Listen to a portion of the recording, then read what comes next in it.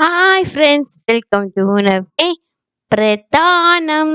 இன்னைக்கு நம்ம என்ன பார்க்க போறோம்னா, டிஃபன் சாம்பார்ல இன்ஸ்டன்ட் சாம்பார் எப்படி வைக்கிறதுன்னு, அதுவும் 2 நிமிஷத்துல எப்படி வைக்கிறதுன்னு பார்க்க போறோம். அதுக்கு முன்னாடி நீங்க இந்த சேனலை சப்ஸ்கிரைப் பண்ணலையா? மறக்காம சப்ஸ்கிரைப் பண்ணிக்கோங்க. ஆல் செலக்ட் பண்ணி பெல் பட்டனை கிளிக் பண்ணுங்க.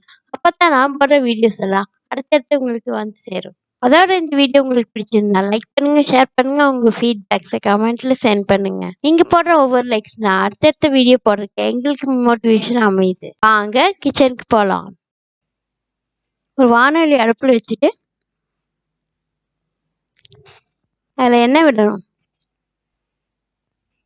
எண்ணெய் விட்டதும் நல்லா காயட்டும். எண்ணெய் காஞ்சதும் கடுகு சேர்த்துக்கிறோம்.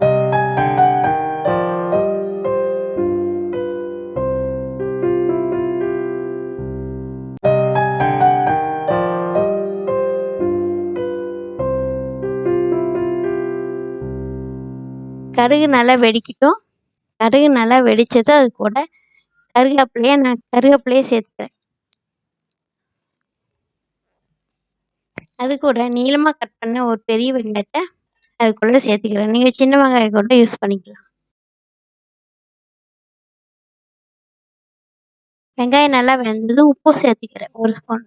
வெங்காயம் நல்லா வதக்கி கண்ணாடி பதம் வந்ததும் தக்காளி 2 தக்காளி, நான் ஆப்பிள் தக்காளி கட் பண்ணி வச்சுருக்கேன், அதை சேர்த்துக்கிறேன்.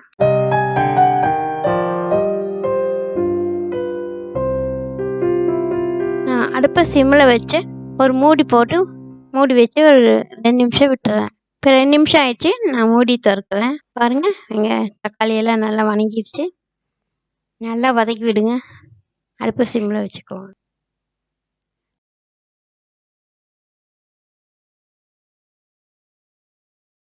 தக்காளி வெந்துடுச்சு. 1/2 ஸ்பூன் மஞ்சள்தூள் சேர்த்திக்கிறேன். எல்லாம் சேர்த்து நல்லா வதக்கணும்.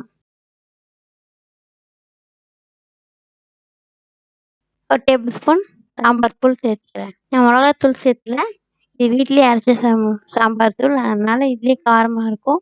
இதே சேர்த்துக்கிறேன். நீங்கள் மிளகாத்தூள் சேர்த்ததா இருந்தால் 1 ஸ்பூன் மிளகாய்த்தூள், 1 ஸ்பூன் சாம்பார் தூள் சேர்த்திக்கலாம், காரமாக வேணும்னா. ஒரு பவுலில் நான் 1 டம்ளர் தண்ணி ஊற்றி வச்சுருக்கேன். அதில் 1 ஸ்பூன் மாவு சேர்த்துக்கிறேன். என்ன மாவுன்னு கடைசியில் சொல்கிறேன். அது நல்லா மிக்ஸ் பண்ணுங்கள். நல்லா கட்டி இல்லாமல் மிக்ஸ் பண்ணுங்கள்.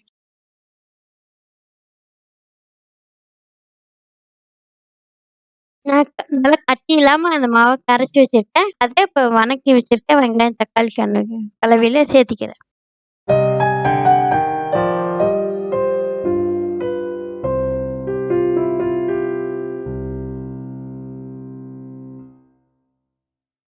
அது கூட நம்ம எவ்வளோ சாம்பார் வேணுமோ அதுக்கு தேவையான அளவு தண்ணி சேர்த்துக்கிறேன்.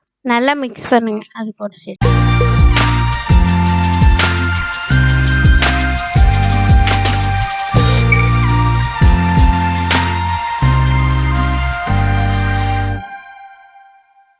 முதல்ல நம்ம தக்காளி வெங்காயம் வணங்குற அளவுக்கு கொஞ்சமாக உப்பு போட்டிருக்கோம். இப்போ சாம்பாருக்கு எவ்வளோ வேணுமோ அதுக்கு சேர்த்து உப்பு போட்டுக்கலாம். மிக்ஸ் பண்ணுங்க. நல்லா கொதிக்கட்டும்.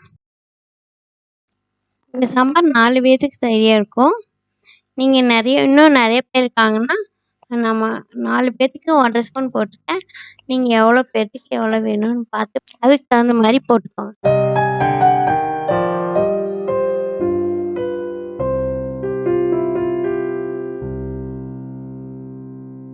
முதல்ல நம்ம தண்ணியாட்டு இருந்தது கலக்கி ஊற்றும் போது இப்போ பாருங்கள் நல்லா கெட்டியாயிடுச்சு. ரெடி ஆயிடுச்சு sambar. 2 minutes instant sambar ready ஆயிடுச்சு.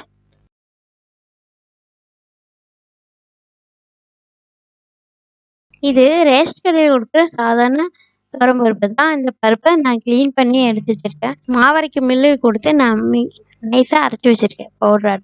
இதையே நம்ம எவ்வளோ வேணுமோ அவ்வளோ மாவு தண்ணி ஊற்றி நல்லா கட்டி இல்லாமல் மிக்ஸ் பண்ணிவிட்டு ஊற்றி தாளிச்சுட்டா இன்ஸ்டண்ட்டாக சாம்பார் ரெடி ஆயிடும். பருப்பு வேக வைக்க தேவையில்லை. நீங்கள் மிக்சியில் கூட போட்டு நல்லா நைஸாக அரைச்சி வச்சுக்கலாம். தேவையான அளவு அரைச்சி வச்சுக்கலாம். சுவையான 2 மினிட் இன்ஸ்டன்ட் டிஃபன் சாம்பார் தயார். நீங்களும் செஞ்சு பார்த்து ஃபீட்பேக்ஸை கமெண்ட்டில் சென்ட் பண்ணுங்கள்.